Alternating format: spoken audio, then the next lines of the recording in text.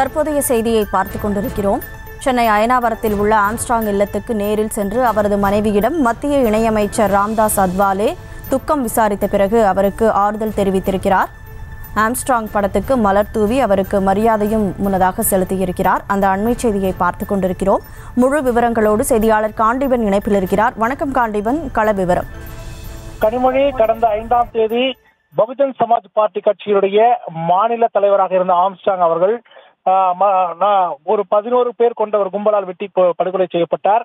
இதனைத் தொடர்ந்து இந்த வழக்கு தற்போது சிபிசிஐடி விசாரணை செய்து கொண்டிருக்கக்கூடிய சூழ்நிலையில் தான் தற்போது மத்திய இணையமைச்சர், அதாவது சமூக நீதி மற்றும் அதிகார பகிர்ந்தல் துறையை சார்ந்த இணையமைச்சராக இருக்கக்கூடிய ராம்தாஸ் அத்வாலே தற்போது அயனாவரத்தில் இருக்கக்கூடிய ஆம்ஸ்ட்ராங்குடைய இல்லத்திற்கு நேரடியாக வந்திருக்கிறார்.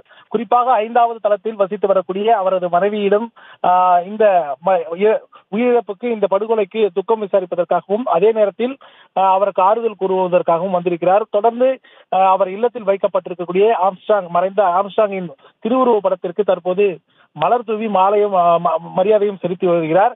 அதனைத் தொடர்ந்து இந்த வழக்கு தொடர்பாக எடுக்கப்பட்டிருக்கக்கூடிய நடவடிக்கைகள் தொடர்ந்து அவர் மனைவியிடம் கேட்டு தெரிந்து கொண்டு அதன் பிறகு இன்று மாலை செய்தியாளர்களை சந்திப்பதற்குண்டான ஏற்பாடு செய்யப்பட்டிருக்கிறதாக தகவல் தெரிய வந்திருக்கிறது. கனிமொழி, விவரங்களுக்கு நன்றி காண்டீபன். செய்திகளை உடனுக்குடனும் துல்லியமாகவும் தெரிந்து கொள்ள சப்ஸ்கிரைப் பண்ணுங்க.